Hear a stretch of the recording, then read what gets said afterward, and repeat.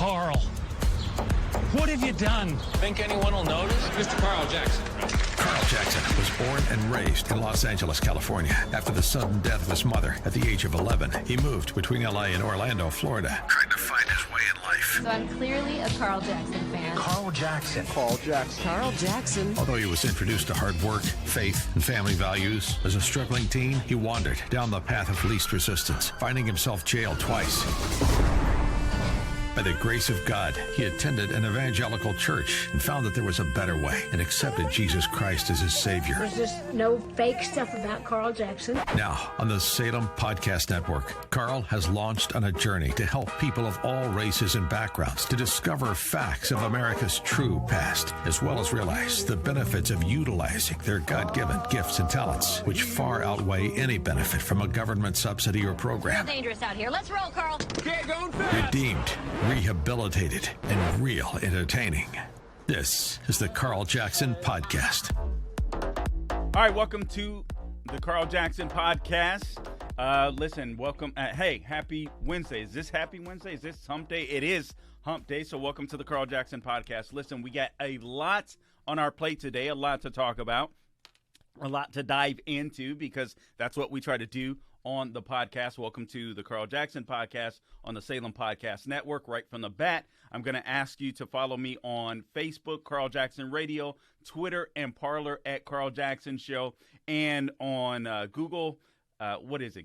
Google. Anyway, on Google, Spotify, Rumble, and YouTube. Follow me and like and share the videos there. Share the podcast there. I would greatly appreciate it. We ran into a little snag yesterday on YouTube because they couldn't handle the truth, right? They couldn't handle the truth as far as the January 6th fake pipe bomb hoax. But anyway, that podcast is up. Just go to SalemPodcastNetwork.com or CarlJacksonShow.com, and you can find the podcast there. Now, here's what I want to get into today, and I want to go ahead and set the table. I want to go ahead and set the table for you. Thank you, Gabe. I always appreciate that. All right, so now let's go ahead and set the table. Here's what's on the topic menu for today. I want to talk about wholesale prices jumping 9.7% year over year. How is that going to impact you? And again, and I'll reiterate this as we go through the podcast, that is totally separate and apart from the fact that we saw consumer prices rise over 7% just last month, week or two ago or so. Anyway, so we'll talk about that. We're going to talk about how that's affecting your pocketbook. We're going to talk about this what I'm framing as the Florida Anti-child-sex-grooming bill, because you've got a lot of perverted Democrats, particularly Florida Democrats, that want to that are trying to fight against Governor Ron DeSantis, who simply wants there to be more transparency in our elementary schools right here in Florida, and he does not want, nor do parents want, the vast majority of parents want, teachers being able to teach our little children about, let me just say it this way, over-sexualize our little children. So I'm going to teach Republicans how to reframe this, and you how to reframe this in case you get into conversations about this. I spoke about this a little bit the last time I was able to fill in for Larry Elder, but we're going to take a deeper dive. You know what, Gabe? Perhaps we should start looking for a sound bite that's for a deeper dive. You heard me planning the show as I go, but that's some of the benefit that you get right on the podcast. Things come to mind, and, we always want to make the podcast better for you. This is a new, actually not quite new. My homeboy, Johnny Guns, Tony, we worked on a podcast before, but doing it daily is different. So we're going to try to make it better and better for you every single day. That is my commitment to you, to bring you news, information, to go on takes or bring up topics and go a little deeper on those topics. But we want to get better and better every day, and we do want to entertain you as well. That is part of the business, to be frank with you. And also, I'm going to touch on Spygate. I know... Anyway, I want to touch on Spygate, and I want to touch on the criminality of Spygate. I heard I've been hearing some commentary from some conservatives and or Republicans that said, this is kind of a back burner issue. Don't get distracted from what Biden is doing. And I totally agree with that commentary. We should not get distracted of what Biden is doing to destroy the country. I should say, let me finish the sentence. We shouldn't get distracted on what Biden is doing to destroy the country. But I'm going to explain to you why this story is very important and why we cannot let go of it. And I'm going to try to come at it from an apolitical perspective. Speaking of the criminality of it, obviously, listen, I talk politics. Obviously, you'll hear some political lingo, but I'm going to do my best to speak about the criminality of it. So anyway, all right, so that's what's on the topic menu for today. Wholesale prices, the Florida Anti-Child-Sex-Grooming Bill, as I'm calling it, and also Spygate. We'll dive into that a little bit. We've got plenty audio clips for you today, so I'm going to ask you to be patient and because these audio clips are going to add substance to what I want to talk about today. Maybe I'll comment on them as they go. Maybe I will not, but I will definitely comment afterwards. Let me do something. Let me start here because, listen, a lot of people out there are concerned about Putin. They're concerned about Ukraine. So let me just give you a quick synopsis of what's going on. I'm not going to dive in deep to this, which is why it's not on the topic menu for today. But I do feel like it's my duty when it comes to foreign policy. We all should be knowledgeable of what's going on around the world. Listen, I don't want America to ever get involved in any entangling alliances with any countries that we don't need to, but that we do have to recognize the world that's around us. So you guys may have heard Biden's speech. By the way, I got to brace you. One of the audio clips that you're going to hear is of Biden. It isn't my intent to torture you. That is not my intention.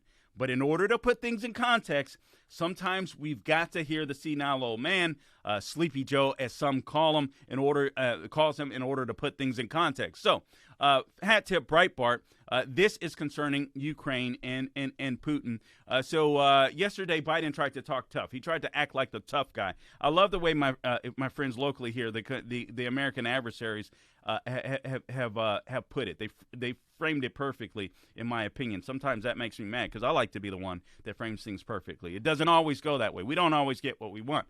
Nonetheless, the way my buddies framed it, the American adversaries, was basically Putin was desperately trying to goad Biden into acting like a tough guy, and he's starting to succeed. I want to be emphatically clear, and again, I'm not going to stay on this topic forever.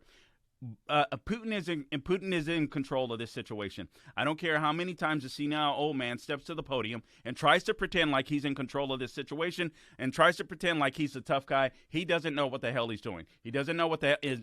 As much as he wants to destroy the American economy and stuff like that, he's inept in doing so. He's absolutely inept when it comes to foreign policy. We already know this. Barack Obama admitted this. His former Secretary of Defense, Bill Gates, admitted this. Biden just plain out sucks when it comes to foreign policy. The man doesn't know what he's doing. He's been in Washington, D.C. for far too long. Too many people kissing his behind, telling them he's smart when we can all see, even before he started going senile, that the guy is, what do you call it, two fries short of a Happy Meal. All right, so now, so Biden tried to talk tough on Russia. I'm not going to play any audio for this, but hat tip to Breitbart. I just want to go through a quick synopsis really quickly here. For those of you that live in Beverly Hills or work in Hollywood, a synopsis means summary.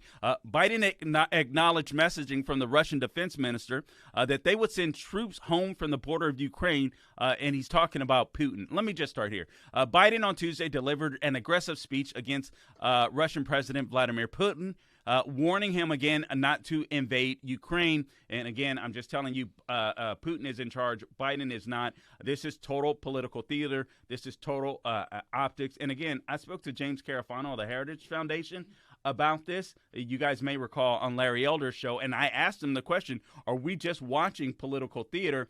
So actually, I did arrive at the conclusion that my buddies on the American Adversaries did. However, the way they framed it was just perfect. It was better than me, so I'm using it. But is this political theater? Is this Vladimir Putin jockeying in order to get what he wants. That appears to be the case, but we're not exactly sure because we're hearing conflicting reports. Some reports are saying, or some of the reports that I'm reading that are out there are saying, listen, yes, Biden is pulling some troops back from Ukraine, so you would think, hey, look, okay, he's not going to attack Ukraine, but there are other reports, there are conflicting reports that I'm reading, although he's pulling some troops back, some troops are being set in the ready position or the battle position. So again, Biden tries to talk tough on this yesterday, right? And then he warned Vladimir Putin against invading Ukraine. He acknowledged messaging from the Russian defense minister that they would send troops home from the border of Ukraine, but said he remains skeptical. And Biden should remain skeptical. That's a good thing. Biden says that would be good, but we have not yet verified that.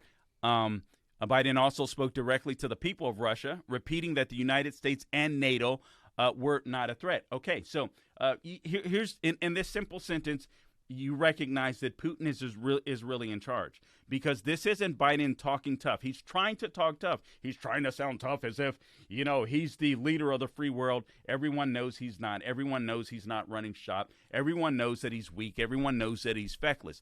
But he slips up, in my opinion, because again, he spoke directly to the people of Russia, repeating that the United States and NATO were not a threat. So essentially, he's caving to Vladimir Putin. He's saying, listen, Putin, you have nothing to worry about. We're going to kiss your behind. You're safe. What do you need from us? That's what that sentence is telling you. He then goes on to say, and I quote, to the citizens of Russia, you are not our enemy, and I don't believe you want a bloody, destructive war against Ukraine. Biden said, noting the deep ties of family history and culture between the two nations. Biden recalled that the United States fought with Russia in World War II and what he called a war of necessity, but warned them against choosing to pick a fight with a neighboring country. And then he said, if Russia attacks Ukraine, it will be a war of choice or a war without cause or a reason. Okay, this is why the lefties are really naive. It isn't going to be, it will be a war of choice for Putin because, again, Putin is running shop. But it isn't without cause or a reason. And this is the problem some of we Westerners, what we Westerners struggle with. It seems as though, especially when it comes to the senile old man in the White House, that he can't comprehend that the eastern part of the world compared to the western part of the world wants totally different things. The eastern part of the world, when I'm talking about Xi Jinping, I'm talking about Russia, talking about Vladimir Putin. These guys are dictators. They want more and more power. That is their ambition in life. That is their goal in life. So there is a reason they want more power. Vladimir Putin wants to return Russia to the power of old, to what they were before the Cold War. So there is a reason. Very naive of Biden to say what he just said. He warned Putin of widespread condemnation from Western countries of any decision on his part to attack. Listen to that. He warned Putin of widespread condemnation. Who cares?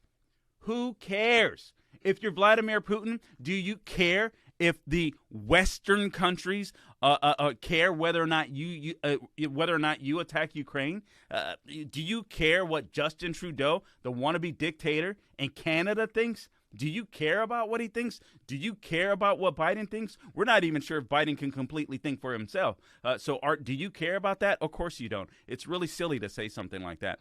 Biden goes on to say it's about standing up for what we believe in and the future we want for our world. Biden acknowledged that Americans could face higher energy costs. Of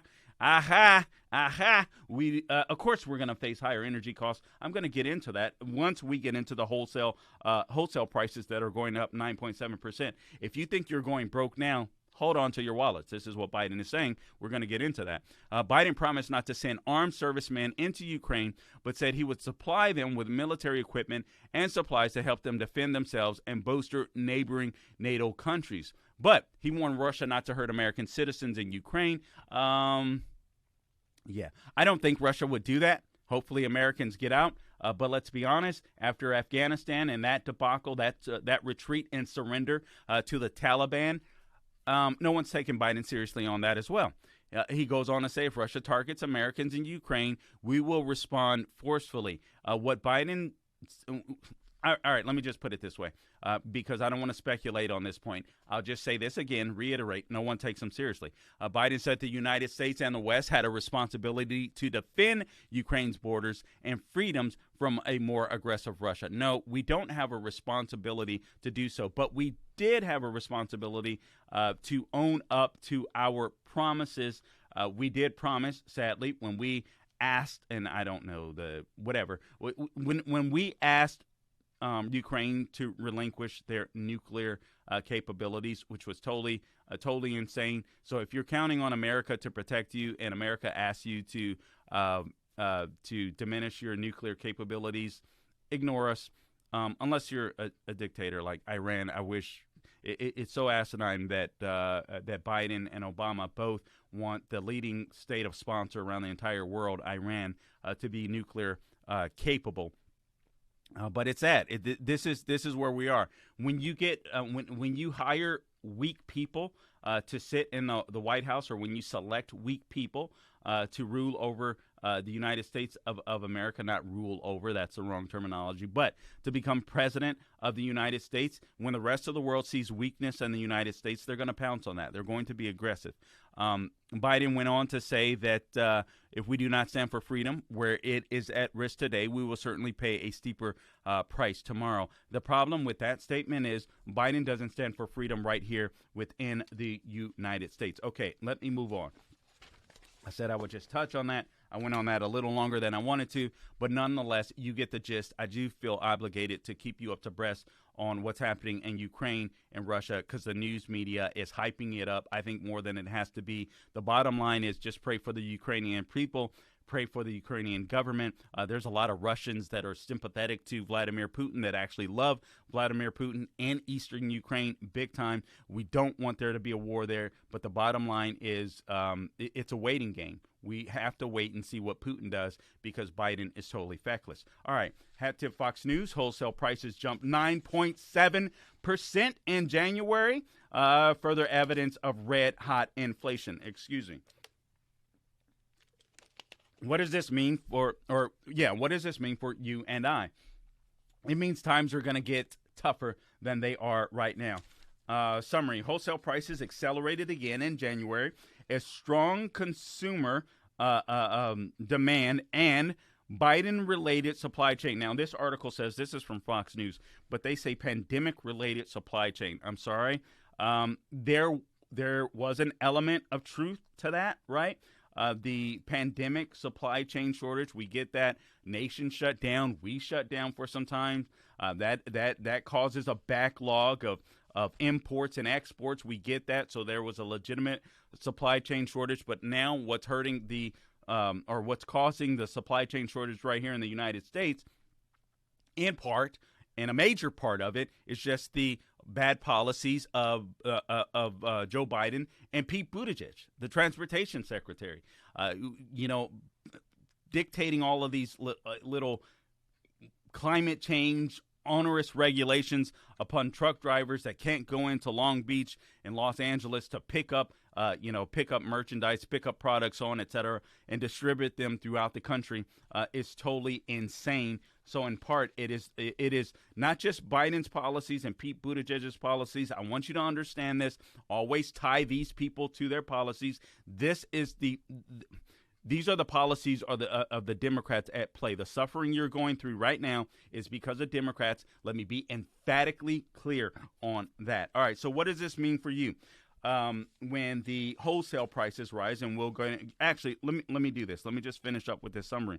The Labor Department said Tuesday that its producer price index, which measures inflation at the wholesale level, this is completely different from the consumer level, before it reaches consumers, surged 9.7% in January from the year ago period, slightly below the 12-year high of 9.8% notched in November and December, again under the Biden administration. But in an unexpected turn, the Labor Department says prices rose nearly a full 1% in January alone, well above the revised gain of 0.4% or 0.4% in December. So it nearly doubled in a month. This is totally insane. What does this mean for you, Carl? How does this apply to me? You're speaking all of this this weird economic lingo, and I'm in high school, or I'm in college, or I'm just graduating from college. What does this mean? Well, I'm glad you asked. It's really important that you start learning about civics, which is government, the way government runs, and economics, basic economics. The reason why we have inflation is because literally the Biden administration dumped too much money. Imagine a wheelbarrow of money, dumped a bunch of money right in front of your house. They went to every house, every apartment complex, every condo, every condominium, every townhome in the country. Just imagine that. Just visually try to imagine that for a second. I'll give you a second to do that. Okay, good. Now, so since you imagine that, Biden came and dumped a bunch of money right onto your front lawn or right in front of your front door. So you're like, woo-hoo, I got all of this money. This is amazing. Everybody gets the same amount of money. I got all of this money to spend. This is cool. But then you go to a store. Let's do this. Let's say you go to a car lot. So you go to this car lot and you want to buy a car. I've got all this money now. I can finally afford this car that I want. Not only that, I can pay cash for it. And the car that you're thinking of, listen, you're a simple person. You're not trying to buy a Mercedes-Benz or BMW, a Lambo or anything like that. You're not out trying to ride in a Bentley like Gabe does across the table from me. That's not what you're trying to do. You just want a small economic car to get you from point A to point B, and you want to be able to pay cash. You want to be able to pay $20,000 for it. Maybe out the door, all the amenities, all this stuff that's going to get you around, quite well for the next decade if you take care of your automobile. And you're like, cool, I can afford this now because I got all this money. But the problem is all of your neighbors got all this money, and every American citizen that is working has gotten the same amount of money.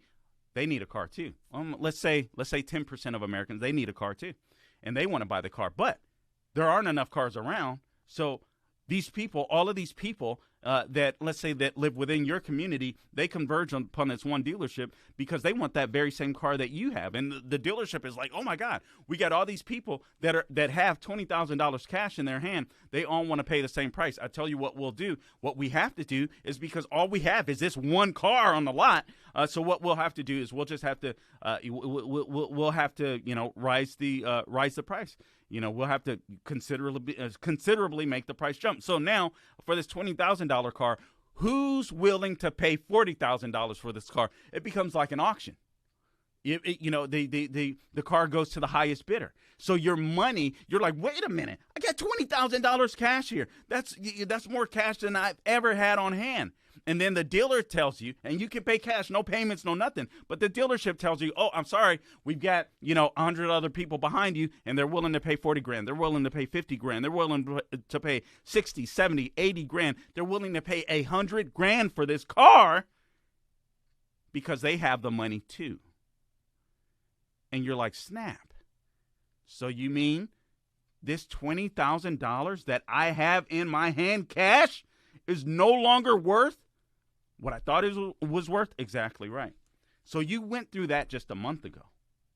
But now, the people that make the car, the people, I mean, everything from the tires to the nuts and bolts associated with it, to the paint associated with it, computer chips, motor, whatever it may be, battery, all of these people now have to raise, or actually, or all of these people now have higher prices coming their way now too. So now the people that bring the products to market, that bring the products to the store, grocery store, the people that bring the car to the driver, to the car lot, they have to pay more. They've been absorbing some of these costs, but they can no longer afford to do so. It's just getting too expensive for them to do so. So now it's going to cost them more to make the car. So beyond the fact that you were already dealing with inflation too many dollars chasing too few goods, the one car sitting in the parking lot. Now the makers, the builders, the people behind the car, all of the manufacturers, all of the companies that work together to make sure that car comes together and is sitting on that car lot in front of you, now they have higher costs. So we started off with a $20,000 car, but now their prices have raised 10% to produce the car, to build the car. So now that car, 10% up, $20,000, $22,000 in 1 year. So you didn't have enough money with $20,000. Now you don't have enough money with $22,000, and it's getting worse. It's getting worse. So the people that actually create or produce products and merchandise, they have to raise their prices. They have to raise their prices or they won't survive. So who pays that price? You pay that price. This is all under the Biden administration. Core inflation. Do you understand what core inflation is? All right, so core inflation is inflation that excludes. For those of you that live in Beverly Hills or Hollywood, excludes means does not count. So core inflation excludes food and energy costs. So you're getting inflation that was at 6.9%. The core inflation, is that correct? Yeah, core inflation prices were up 6.9%. All right, so nearly 7%. This does not count. This does not account for, again, your food, what you're paying at the grocery stores. When you're buying gas, we see those prices too. Doesn't count for that. You see how you're getting screwed under Biden? You see how he's screwing you? You see how when this guy is talking about build back better, it really means build back broke, because all he's doing is putting money back into the economy that you have to pay for. By the way, it's your money first, right? The only money the government has is the money that they take from you. So remember that it's your money.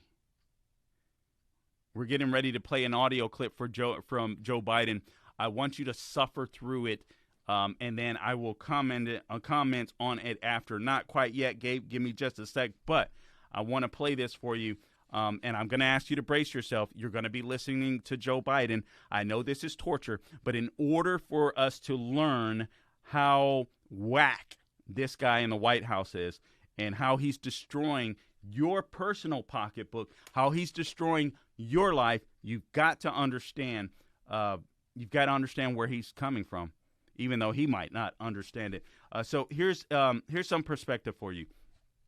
Inflation is probably costing Americans, an extra $276 a month. So if you're rich, $276 a month, who cares? And listen, it's relative because lifestyles are relative. You know, for those of you I don't hate the rich. I just hate when the rich tries to shut the door on the working class man, working class woman like yourself and myself, these big tech oligarchs, the people like this, these major corporations that are participating in this, these ESG scores with the banks. Oh my God, tomorrow, I won't talk about it today, but tomorrow I'm going to talk about what Wells Fargo Bank, screw Wells Fargo Bank. And honestly, I have a business account there. I'm going to be closing it. I don't have my personal account there, but I'm going to tell you how they're screwing Wendy Williams, regardless of what you think about her, the television personality. I'm going to talk to you about that. I'm also going to talk to you tomorrow about what the settlement that Remington gun manufacturers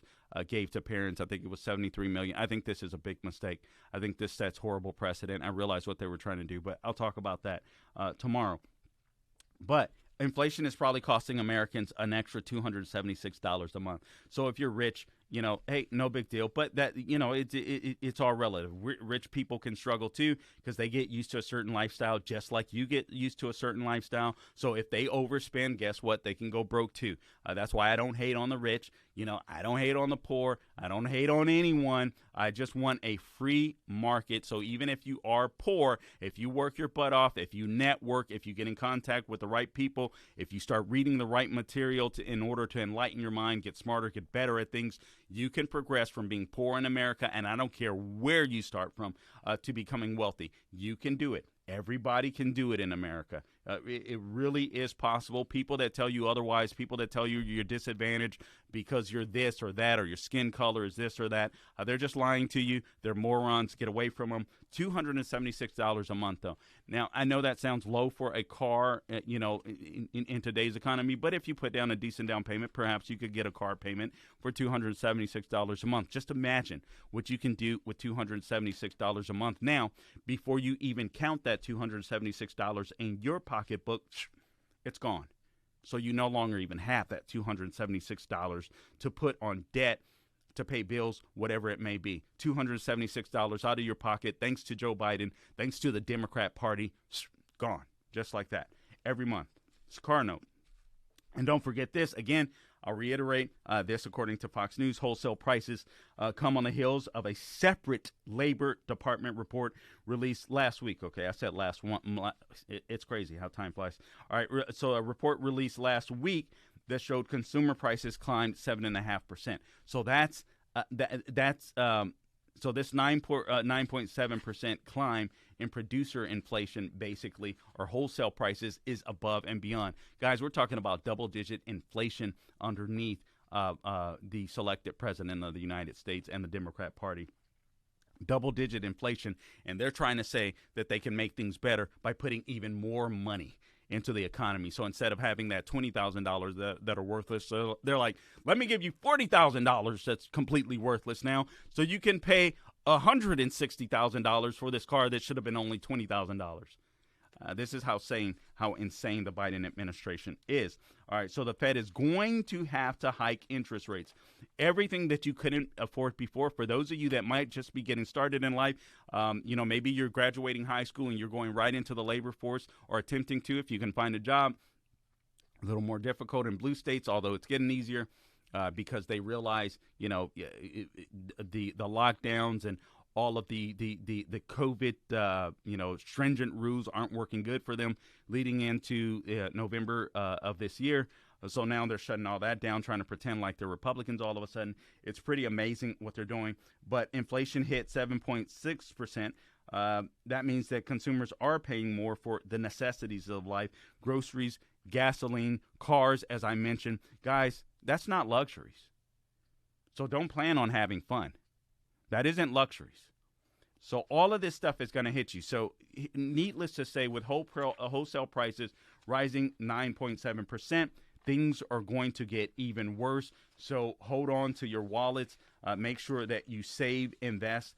And for the time being, or for the moment, let's go ahead, Gabe. Let's go ahead and play this audio clip, and then I will comment on it and give you a little more. The squeeze of inflation. Oil prices have been at about a 7-year high recently. How long should Americans expect to face higher prices when they're at the grocery store, when they're at the gas pump? Is this something that they're going to see into the summer, into next fall? And separately, you talk about the importance of the Fed, but isn't that an acknowledgement that you're limited in what you can do? If you're relying on the Fed to make decisions and you're unable to get a Build Back Better proposal through, aren't you simply limited in what you can do to deal with inflation? Well, look, as you know, Ken, the inflation has everything to do with the supply chain. And I think what you're seeing is that we've been able to make progress on speeding up the access to materials. For example, 1/3 of the increase in cost of living is the cost of automobiles. The reason automobiles have skyrocketed in price is because of the lack of computer chips. So we have the capacity, and we're going to do everything in our power to do it, to become self-reliant on the computer chips that we need in order to be able to produce more automobiles. That's underway. We've already passed, within the context of another bill, money for that in the House of Representatives, before the House of Representatives now. But I think there's a way we can move to, if we can move to get, for example, that one thing done, it can make a big difference in terms of the total cost of living. Now, with regard to the whole issue of energy prices, that gets a little more complicated. But you saw what happened when I was able to convince everyone from including China, India, a number of other countries to agree with us to go into their version of their petroleum reserve, to release more into the market. So that brought down the price about 12, 15 cents a gallon, some places more. There's going to be a reckoning along the line here as to whether or not we're going to continue to see oil prices continue to go up in ways that are going up now relative to what impact that's going to have on the producers. And so it's going to be hard. I think that's the place where most middle-class people, working-class people get hit the most. They pull up to a pump and all of a sudden, instead of paying $2.40 a gallon, they're paying $5 a gallon. That's going to be really difficult. But so we're going to continue to work on trying to increase oil supplies that are available. And I think there's ways in which we can be of some value added in terms of the price of gas, natural gas and the like, to take the burden off the European countries that are now totally dependent on Russia. But it's going to be hard. It's going to be very hard. But I think that we have to deal with, for example, like I said, you have a circumstance where people are paying more for a pound of hamburger meat than they ever paid. Well, one of the reasons for that is you don't have that many folks out there that are the ones that are got the big four controlling it all. And so you're going to see more and more, we're going to move on this competition piece to allow more and more smaller operations to come in and be able to engage in buying and providing the access to much cheaper meat than exists now. But it's going to be a haul. Now, and I assume the reason you said if I can't get Build Back Better relates to what those 17 Nobel laureate economists said, that if in fact we could pass it, it would actually lower the impact on inflation, reduce inflation over time, et cetera.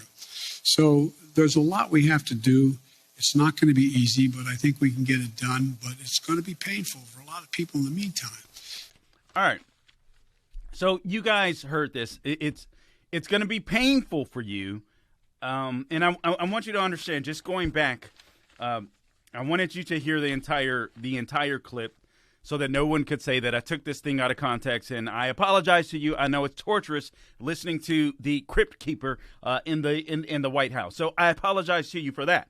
Having said that, I want you to understand he was answering this question that took forever for him to answer in the context of Americans are feeling the squeeze of inflation. What are you going to do in a sense to remedy that or to relieve that?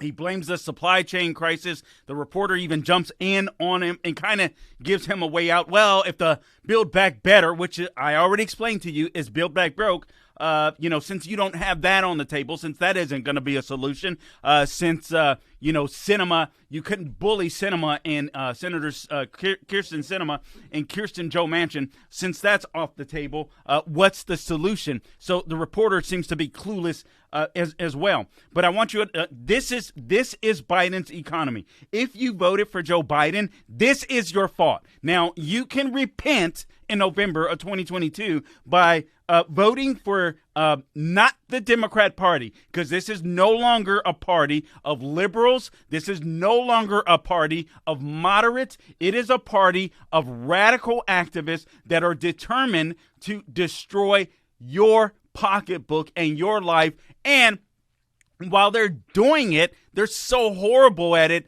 everything is happening expeditiously. It's happening even faster. I think it was supposed to be a slow roll, but these people are so incompetent. They don't know what they're doing. It's making things worse. So you're going to feel the pain. He offered no relief. And listen, he could offer relief today. All he has to do, he closed down the Keystone XL pipeline. Open it up. And if he does that, then right away we will see inflation start to decrease. But he's given Putin the power. That's why I said Putin is in charge. Biden isn't in charge. Biden is Putin's puppet, essentially. He can try to act like a tough guy all he wants on the pulpit or behind the pulpit. We all know that Putin and particularly Xi Jinping, because he's the big dog, are running shop. So this guy offers you no solutions. He just talks in gibberish. No solutions. You're going to feel the pain because there's nothing, he doesn't know what to do about it, except we do know his policies are helping to destroy your pocketbook. It's weird because I believe in the Great Reset. I believe that's occurring. I believe that these Democratic elitists are a part of that, the whole Davos thing. I believe they're a part of that, but I do believe that the administration is so incompetent, they're making things happen more quickly, where it's causing the great awakening of the working class, which I spoke about in one of my earlier podcasts. So make sure you subscribe on Google Play, Spotify, YouTube. Click the bell so you'll get the messages on Rumble. Follow me on Facebook, Carl Jackson Radio, Twitter and Parler at Carl Jackson Show, so that you can catch this stuff. You can go back and listen anytime you want. It'll also be posted on my website, carljacksonshow.com, if you just want a place to go where it's all incorporated there. Also, Salem Podcast Network, where you can where you can not only hear myself, but the other team members on the Salem Podcast Network team. We got a great lineup of people. All right, so it's no longer a matter of when the feds will raise interest rates. They have to, in order to reduce the amount of money that's in the economy. They have to make sure that your $20,000 cash that you went to buy that car for is worth $20,000 again. And the only way they can do that is to increase interest rates to make sure that we all have to spend more so that things start balancing out. If you're not learning this at your college, if you're going to yell in Harvard, leave. I would suggest just real life experience. It'll help you out. Okay, now let's flip the page. I want to talk about this. This is a big deal. I spoke about this a little bit on Larry Elder's show. But I want to go in a slightly deeper here or deeper here on the Carl Jackson podcast. And I want to talk about this Florida bill that addresses gender conversations in classrooms. The left or opponents of it are framing this as the what do they call it, Gabe? I'm forgetting the name of it now. The good Lord, let's do this. Thank you. All right, they're framing it as the Don't Say Gay bill. Now, I'm going to teach you how to refrain in order to put these left-wing perverts on the defense. But first, I want to play an audio clip for you first. And I want you to notice this in this audio clip that we're about to play for you. You're going to hear three people. You're going to hear a local news reporter. You're going to hear an opponent of the bill. And the bill, where is it? The bill in Florida is called Senate Bill or SB 1834 in our state legislature. I live in Florida. This is of concern to me. But I want you to hear this audio clip because you're going to hear the media reporter that sounds, lovely young lady, very intelligent sounding young lady, but you can tell she's got a left bent just the way the question is asked. To the opponent, which is a Democrat. And then you're going to hear Governor Ron DeSantis' response. And then it'll be time for the moment that you've all been waiting for. You're going to hear my reaction to it. Gabe, let's play the clip, por favor. Florida's so-called Don't Say Gay bill is one step closer to becoming law today. This as it makes its way to Governor Ron DeSantis' desk. The controversial legislation says that schools cannot encourage classroom discussion about sexual orientation or gender identity. It set off a wave of debate over the rights of LGBTQ students and parental rights. Christian Bienvenidas from our NBC station in Miami joins us now with this. Christian, when I was thinking about this, how is this different in terms of critics' eyes from, for example, talking about the women's rights movement when gender was a, central piece of that history lesson there? How has Governor DeSantis specifically signaled that he would vote on this issue? Hi, Morgan. Well, to be clear, this parental rights and education bill is all part of Florida Governor Ron DeSantis pushing forth Republican priorities during this legislative session that appeal to the base of the Republican Party, what he calls anti-woke legislation. As far as this bill, Governor DeSantis has sidestepped the question for some time since this bill caused a nationwide firestorm. But this week here in Miami, he gave his clearest indication yet that he supports this bill, although he hasn't explicitly said that he would sign it. We've seen instances of students being told by different folks in school, don't worry, don't pick your gender yet, do all this other stuff. They won't tell the parents about these discussions that are happening. That is entirely inappropriate. To get into situations where you're not having the parent, you're hiding things from the parent, you're injecting these concepts about choosing your gender, that is just inappropriate for our schools. Okay, so now my reaction to all of this. Notice how the reporter out of Miami, I should have known. So the reporter out of Miami basically set the opponent up for what I'm calling the Anti-child-sex-grooming Act. Republicans, follow my lead. This is an anti-child sex grooming act. It isn't the "don't say gay" bill, quote unquote, as the opponents of this bill would have you believe. This is the Anti-Child Sex Grooming Act. Notice what the reporter did. This is one of the problems that we have in American media today. We have these people that are on our TV screens, perhaps on podcasts like mine, perhaps radio shows like my local show at AM 950, The Answer in Orlando, perhaps you like that are spewing misinformation or just really aren't as intelligent or bright as they seem. This lady compared this anti-child sex grooming. Are you listening, Republicans? This is how you frame it to beat these left-wing freaking perverts. It's an anti-child sex grooming bill. But notice how the reporter framed it. She she compared it to women's rights. Women's rights. The women grooming children to be overtly sexual is the equivalent of the women's suffrage movement? Are you kidding me? These are the types of reporters, journalists that our college institutions are popping out in America today. They freaking cannot think. Make Americans think again. For God's sakes. Mata! This chick needs a t-shirt, a hat, and everything else. It's insane. And then you have this dude. Ladies, you have a dude that is opposing parents having the right to be able to teach their children when it's appropriate about sex or have those discussions. It's as if the state owns your children. This is what the left is doing. I'm not even sure they're bright enough to realize it. They sound smart, but they're definitely not wise. I'm not sure if they're bright enough to realize what they're doing. Essentially, they want to hand their kids over to the state because they think experts know better than parents. You mean the experts like Fascist Fauci, the Democratic strategist that just freaking, in my opinion, helped kill hundreds of thousands of people in America unnecessarily so by refusing to talk about therapeutics? I don't trust the experts. I want you to get this visual. I did this on the Larry Elder Show. I'm going to do it again because I think it's important. Get your barf bags ready. Got them ready?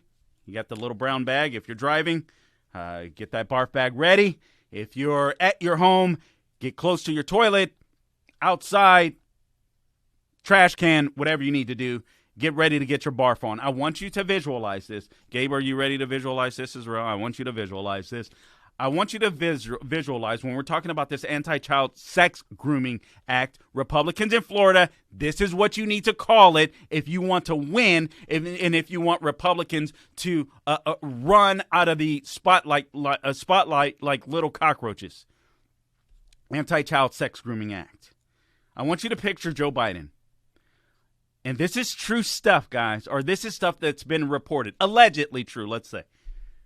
I want you to picture Joe Biden showering with his daughter at an age that's inappropriate, so much so this was allegedly in her diary, showering with his daughter at an age where it was beyond inappropriate, and it came at a point in time where she began becoming sexually aroused, showering with her daughter, was showering with her dad, Joe Biden. I want you to picture this guy, Joe Biden, as it has been reported, skinny dipping in front of Secret Service agents that happen to be female. And no, lefties, I'm not talking about men pretending to be women. I'm talking about the real owners of vaginas. I want you to picture Joe Biden skinny dipping. Oh, did I forget to mention as vice president? As vice president in front of Secret Service agents. I want you to go back if you have to, in conjunction with my video. Make sure you subscribe to my podcast, Google, Spotify, YouTube, Rumble. Get the audio wherever you find podcasts. Make sure you subscribe and share, please. I want you to visualize, if you have to go back and watch audio clips or videos or whatever, Joe Biden sniffing the hairs of little girls. I want you to visualize Joe Biden allegedly raping Tara Reade, who what was the name of that movement, Gabe? Do you remember the name of the movement? The big movement. Oh man, I forget the name of the movement. I'm sure many of you will message me. It was a big thing. End up sending Bill Cosby to jail. Oh good God, I don't know why I forget the name of that movement. Anyway, oh God. Anyway, that's going to drive me nuts. Regardless, I want you to visualize Tara Reade being raped by this guy, sexually assaulted by this guy. I want you to visualize the type of character, a person that Joe Biden is, where he would pimp out his son, Hunter Biden, in order to enrich himself. And his son becomes a crackhead, I'm not sure as a result of this, or just being a spoiled brat under, having a horrible dad like Joe Biden. What a horrible dad that will pimp out his son in order to enrich yourself. What a horrible dad. What a horrible stepmom, too, Joe Biden. We don't talk about her enough, but she's pretty scandalous, too. All right, so this is what the 80-year-old selected pervert president in the White House had to say. I want regarding this bill, SB 8. Why didn't I write it down? SB 1834. SB 1834. Let me write that. Some of the things that we do behind the scenes, some of the stuff that you'll see on this podcast, you won't get to see on my local show. Sometimes, yes, guys, I have to write things down as I go. So Senate Bill 1834. The Me Too movement. Thank you, Gabe. And thank you, Gabe. Gabe just earned his pay today. The Me Too movement. That's what I was trying to think of. All right. So now this is a 70-year-old senile president in the White House. He says about SB 1834, I want every member of the LGBTQ community, especially the kids who will be impacted by this hateful bill, to know that you are loved and accepted just as you are. I mean, he really does want to go around and sniff their hair. And then he says, I have your back. This is what he tweeted a couple of weeks or so ago. I have your back and my administration. I have your back. What does he mean by that? And my administration will continue to fight for the protections and safety you deserve. Oh, what a creep. All right. Now, Biden retweeted an earlier post from the White House referring to the controversial Florida bill. It's not controversial, but anyway, he tweeted from the controversial Florida bill as an attack on gay children. So that's why critics have dubbed this bill the Don't Say Gay bill. And they're all across. If you watch local media, they're on local media right here in Florida, and they'll frame it the Don't Say Gay bill. But how do you get them to run from this? Pay attention again, Republicans. I'll reiterate, SB 1834 is not the Don't Say Gay bill. SB 1834 is the Anti-child-sex-grooming Act, and that's what you need to call it. I'm trying to help you guys out. By the way, if any of you Republicans want to hire me in order to teach you how to reframe issues and put Democrats on the defense, holla, please. I'll be more than happy to take your money in order to save America. All right.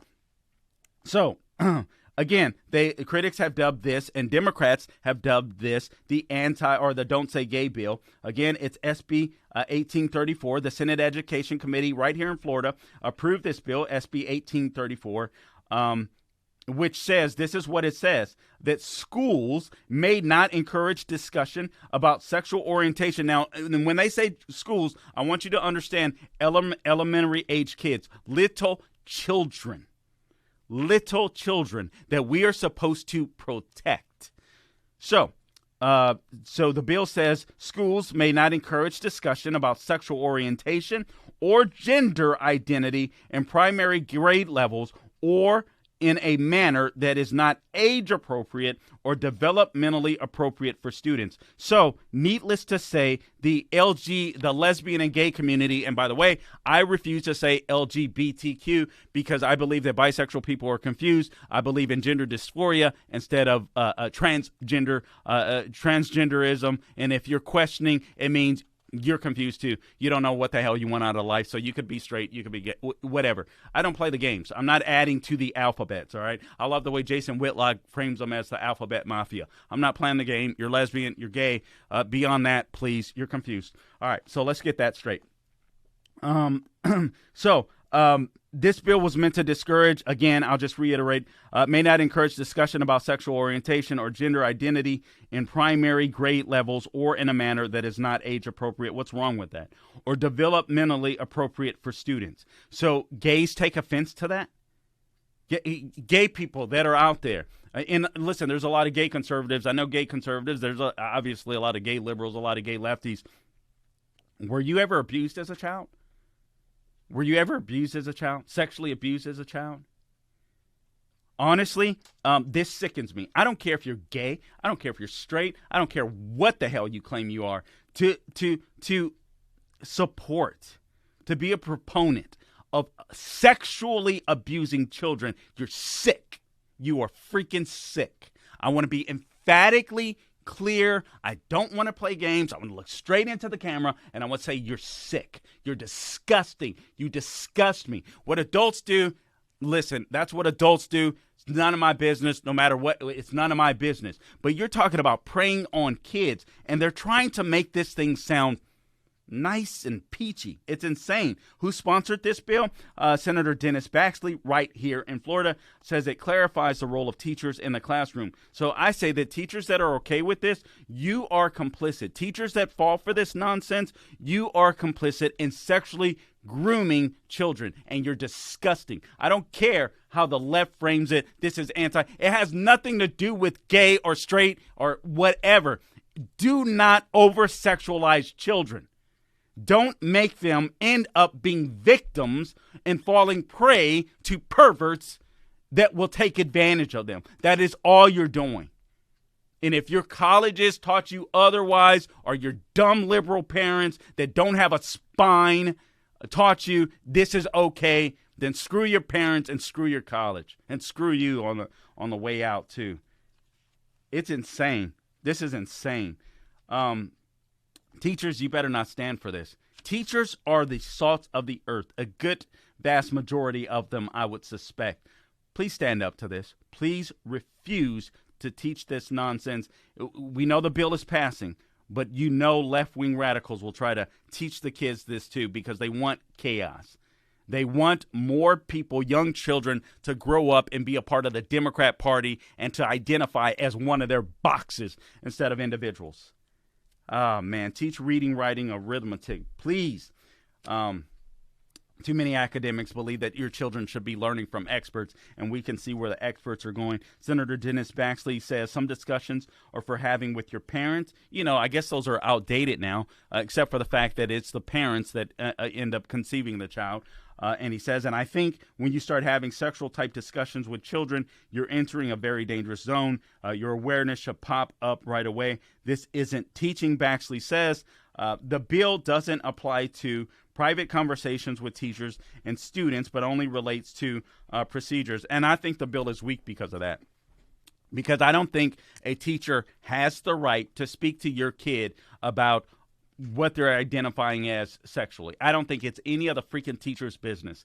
Teachers should be, now, obviously, listen, if a teacher sees that a child is being physically abused or knows that a child is being verbally abused in some way, then they have a responsibility to report it. I totally get that. But as far as having these conversations, I believe teachers are grooming them too. This is a pedophilia bill. This is a pro-pedophilia bill. The Anti-Child-Sex-Grooming Act is an anti-pedophilia bill. And the left is trying to normalize pedophilia in America. And we cannot allow them to do to do that. Here's a stupid argument against it. Critics disagree with this bill, saying that the bill's wording does not clearly establish that private conversations are exempt and could alienate or harm gay children in schools. Good. They should be. I hope they are scared. They should be scared. To have conversations. They also, a critic goes on to say, it is patently offensive to say that school discussions, even with young children, referring to two moms or two dads, parents like those that are sitting in this room that are your constituents, is somehow dangerous or inappropriate. What's the operative word? Constituents. Listen. Think about the kids. Stop thinking about your voters. Do the right thing for kids. Republicans, make sure that you continue to stand up against this. SB 1834, I got to follow up on it. I'm not sure if it's something that's already passed. They're working on passing. It needs to pass. I wish it were even stronger, because all these people are doing, the critics of this bill are promoting child sex grooming. That's all they're doing. This is an anti-pedophilia bill. This is an anti-child sex grooming bill. And if you stand against that bill, it means you're pro-pedophilia and it means you're pro-child sex grooming. All right. Enough of that. Now, let's move on to why this Spygate thing is really, really important. I want to do something a little different here. I want to come at it. Actually, I read a column from the Daily Signal with Hans von Spakovsky. Many of you may be familiar with him and his work at Heritage, also in conjunction with Fred Lucas at Heritage Foundation. And I just want to go through some questions with you, because I think these questions are vital and important. And I just want to give some context to what's happening. So I love watching. What spurred me, I wasn't sure if I was going to talk about this anymore, to be honest with you, but what spurred me to talk about this, and actually we do have some audio clips for you as well. So maybe let's go ahead and do that. Let's play these audio clips for you real quickly, and then I'll respond, because here was my dilemma. I really debated on whether or not I was going to talk about this today, go a little more in depth with this situation, because I heard Tyrus say it on Greg Gutfeld, and it is a good point, and it is a fair point. This could potentially be a political distraction, right? That's why I don't focus so much on Russia and Ukraine, because I know Putin is in charge. Putin is going to do whatever he wants to do, regardless of how much Biden hypes it up and tries to act like the tough guy. He's just reading a script. He doesn't even know what's going on. Putin is in charge. Putin holds all the cards. Putin is playing us like a fiddle. Make no mistake about it. But this is different. This has the potential to become a political issue where we play red team, blue team, and we forget how dangerous we forget how dangerous Spygate really is, and why it should never be allowed to happen again, and why people should go to jail as a result of this. This is different. But I was listening to Tyrus, and again, I just want to clarify, he made a good point, and I love the show. I struggle with Greg Gutfeld's show because I don't want to stay up that late. But if I'm messing around, sometimes I'm messing around in the kitchen. Sometimes I'm doing research at that time. Sometimes I'm doing a little reading, and I'll have the TV on in the background. And I love hearing the monologue and hearing what all of them have to say. Kat, Tim, Tyrus, and whomever else are are on the show for the night. I love hearing what they have to say in the opening of the show, getting their reactions to Greg Gutfeld. But Tyrus says something that's true, but also that I have a slight disagreement with. And, it was basically like, yes, and I'm paraphrasing, but it was something to the effect of, yes, this is very important. It's very dangerous. Just wait for the indictments to come down, because we don't want to get distracted from the economy, and how Biden, the same thing, how Biden is destroying that, all these other issues, the border crisis, all of these issues, the crime wave that are still happening right in front of us. Tyrus is absolutely right to say that politically, that is the right move. But I got to tell you why I'm concerned about this and why I do want to speak on it, because it is very important that America remains America. And again, listen, please don't come at me. I'm not saying Tyrus was wrong. I think he's absolutely right. But I do believe this can't be a distraction. this has to be something that we're willing to talk about in context, not politically, but in a context of criminality. It's extremely important. It's extremely important for Americans to get this, because we cannot have a two-tier justice system. That's why it's so important. If we have a two-tier justice system, America is no longer America. Politicians, whether it's Hillary Clinton, whether it's her homies, her lawyers, whomever it may be, don't get to commit or a crime and break laws that you and I would break and spend God knows how long in jail and or prison. They don't get to do that here. It's we the people. These people are supposed to work for us. So if we're ever going to get back to that, we have to hold them accountable for the wrong that they've done. Let's play the audio clips, Gabe. Well, adding to the evidence revealed in Durham's filing, old tweets from the Clinton campaign resurfaced this weekend. In one from 2016, Hillary Clinton outlined how Trump was connected to Russia, adding that her campaign's senior policy advisor, Jake Sullivan, who is now President Biden's national security advisor, knew more. Here's what Sullivan had to say at the time. Quote, "This could be the most direct link yet between Donald Trump and Moscow. Computer scientists have uncovered a covert server linking the Trump organization to a Russian-based bank. This secret hotline may be the key to unlocking the mystery of Trump's ties to Russia." Joining us with his take, Washington Examiner chief political correspondent and Fox News contributor Byron York. It is fascinating in hindsight now to read those tweets. Hillary Clinton was desperate to prove that Donald Trump was somehow tied to Russia. And according to this John Durham filing, it was the Clinton campaign that was actually spying on Trump and ultimately on the president of the United States. That's right. This was the last weeks of the 2016 campaign. The Clinton campaign was getting a little desperate at that point, but they had been trying for months to try to link the Trump campaign and Donald Trump himself and Russia. It began first with news around the DNC hack around the time of the Democratic convention, and then it kept going. And in this case, Jake Sullivan, who was then her top advisor, was trying to sell the idea. It was called the Alpha Bank scandal, with the Alpha Bank being a Russian bank, and they alleged that there were a lot of computer connections between Alpha Bank and the Trump organization. Wasn't true, didn't come to anything, but the idea, here's what the idea was. The idea was to sell it to the FBI. And then they could tell reporters that the FBI was investigating something. It's not just us in the Clinton campaign saying this, it's the FBI that's investigating it. That would have given it more credibility with the press, and that was what the Clinton campaign was trying to pull off in the final weeks of the campaign. There was an op-ed today in the Washington Examiner, not written by you, but by Kayla McGee White. She writes this: "The worst part is that our intelligence community took the Clinton campaign's findings, which were either highly misleading or outright false, according to Durham's investigation, and ran with them. The FBI launched an investigation into Trump's campaign, and congressional Democrats started their own investigation for the sole purpose of making Trump out to be a Russian stooge.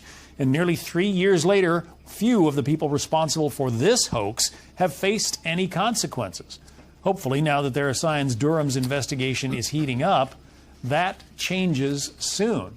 It is fascinating to read what Durham's filing says, that they contacted a tech executive and a tech company and had them trying to spy on the campaign servers of the Trump campaign. And ultimately, when he won the election and he was in the White House, they were still continuing that. Then President Trump says this was worse than Watergate. Is it? Well, that last part was really amazing and bad. Yes. First of all, in the final days of the campaign, they were trying again to connect Trump and Russia. What's really striking in this Durham report is after the campaign is over, after Trump wins during the transition and then he becomes president, they're trying to do the same thing with the servers of the executive office of the president. That's absolutely extraordinary. And you remember, in the first months of the Trump administration, the whole Russia allegation with the publication of the dossier was enormously damaging to the president, just incredibly damaging to the president. And now it appears to be the work of, in part, the Clinton campaign, the Democratic Party, various activists involved. Okay, so you just heard that audio clip, and what I want to do, the Daily Signal, actually there was an interview at the Daily Signal between Fred Lucas and Hans von Spakovsky, who I'm sure many of you know. I'm sure many of you go to the Heritage Foundation to read their works. But again, I want to put this into a criminality or a criminal perspective because this shouldn't be about politics. And when it comes to issues like this, we do have to be apolitical. You know, I understand that people hate Trump. I understand that people can't stand Hillary. But the issue at hand is whether or not there is a two-tier justice system.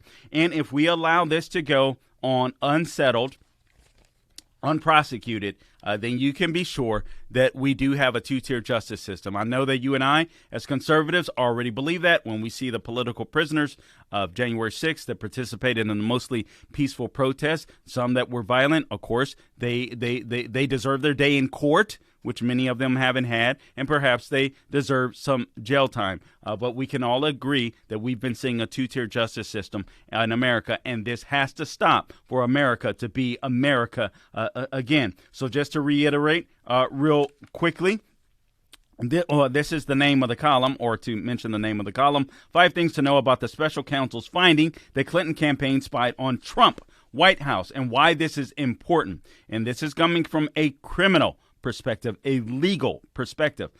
Electronic political espionage that allegedly infiltrated White House computer servers should shock everyone, regardless of who controls the White House. This, according to Hans von Spakovsky of the Heritage Foundation. A quick overview, again, for those of you that perhaps listen to the audio clip, but you're like, I need somewhat of a refresher. Okay, good. Here it is.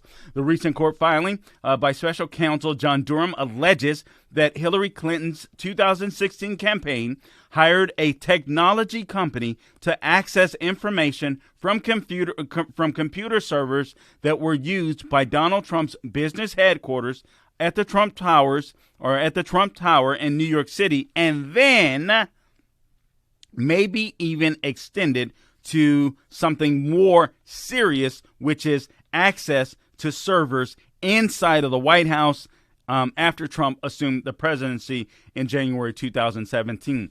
There was another article I'm not going to have time to get to today, but it was an article written in the Federalist. So if you get a chance to read through it, make sure you do. It was written by Margot Cleveland. And it's from thefederalist.com. 8 more intrigues inside John Durham's latest special counsel filings. And into that, and again, I won't have time to get to it, but one of the questions that she asks is, was Jaffe using a pretext to surveil Trump?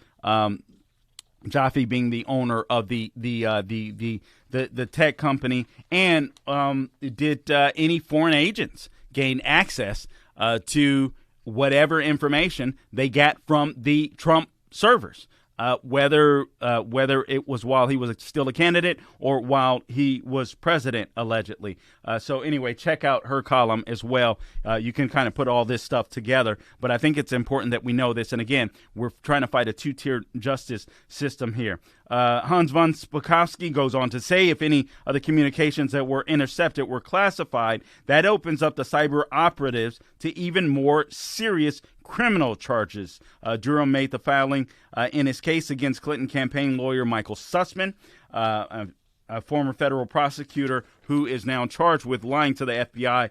Sussman has pleaded not guilty and, of course, is contesting the charges. Durham's filing Friday alleges that Clinton campaign lawyers enlisted and here we go, a technology executive that wanted to help to assemble various corporate and university researchers, or did assemble various corporate and university researchers, including a cybersecurity company, along with the government, along with a government contract, that was able to access White House information. So you had a cybersecurity company inside of the White House working in cahoots with the Hillary Clinton campaign, allegedly, in order to extract information from Trump servers in the White House. This is against the law. This is scandalous. This isn't traitorous.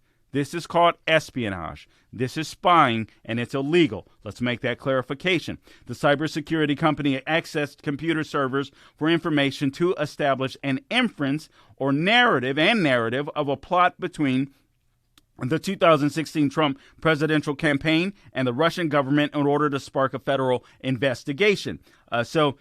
In his, you may recall, in his 2019 report, Robert Mueller, who was basically like Joe Biden is now, not completely there, found no evidence of a conspiracy between the Trump campaign and Moscow. So Hans von Spakovsky answered 5 questions. Here they go. Why should allegations that lawyers from the Hillary campaign paid a firm to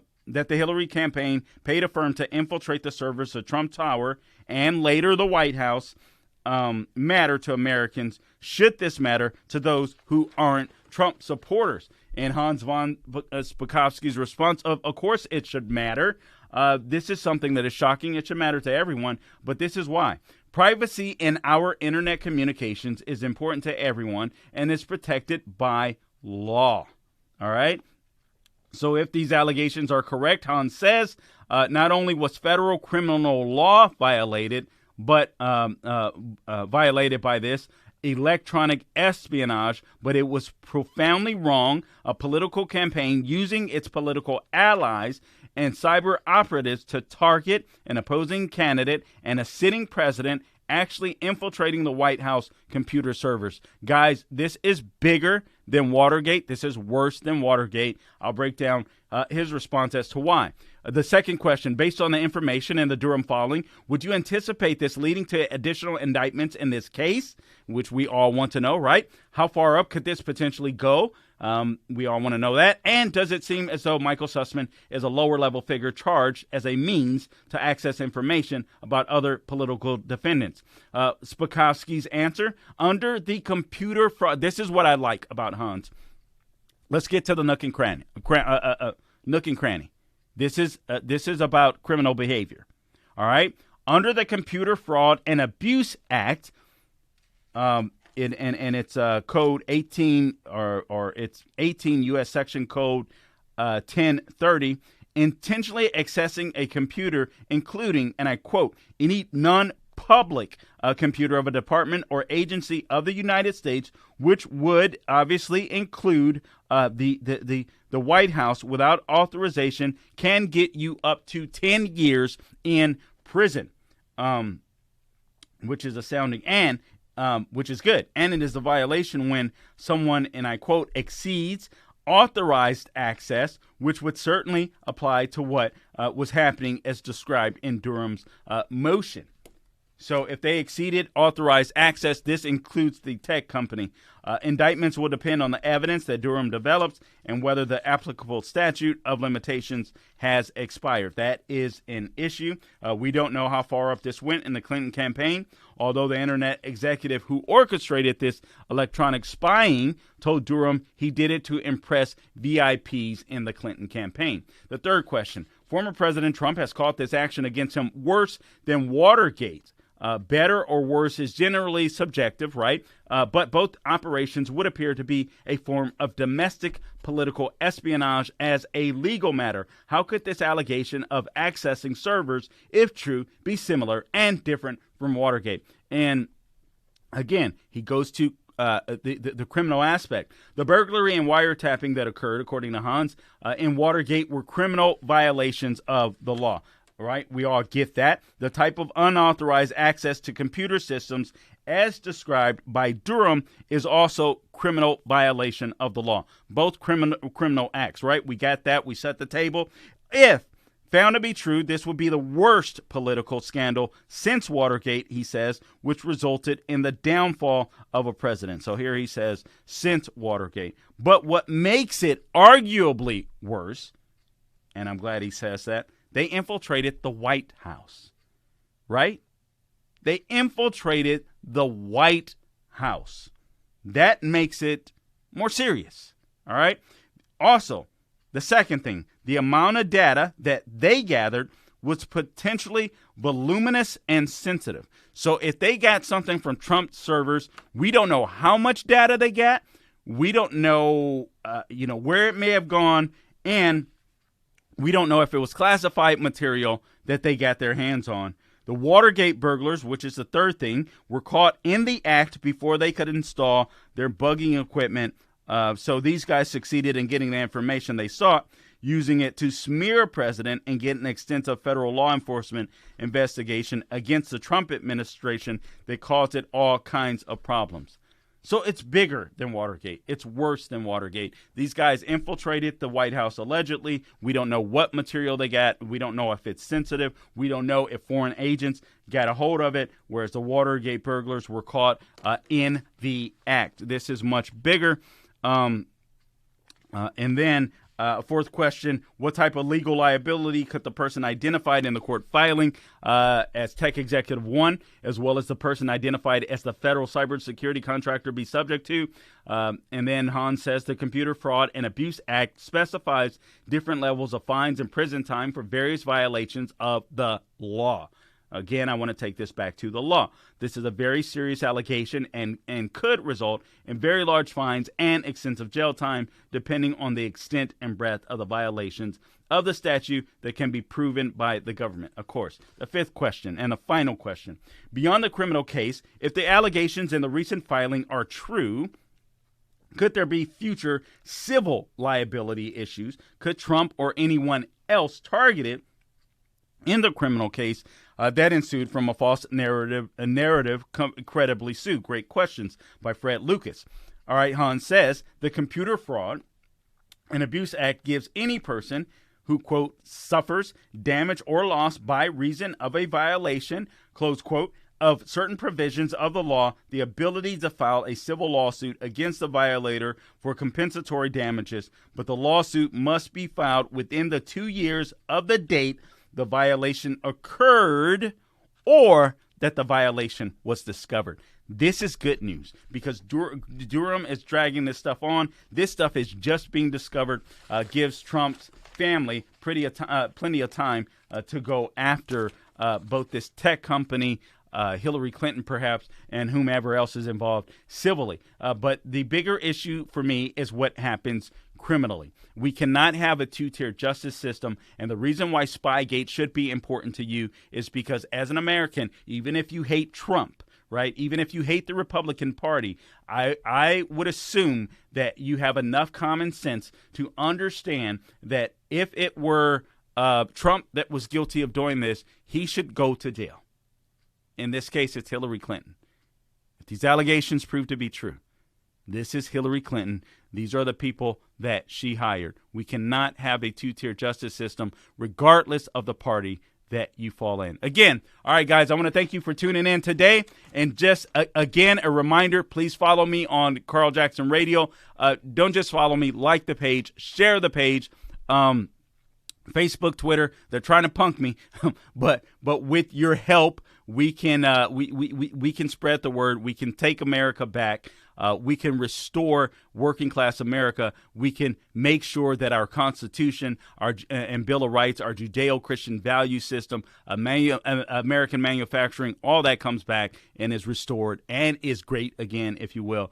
So please follow me, Twitter, Parler at Carl Jackson Show. Please subscribe to the podcast wherever podcasts are found. You can watch me on YouTube. Click the bell. Rumble, Google, Spotify, you name it. Please like and subscribe, watch and share. Until next time, guys, don't grow weary doing good, and God bless you.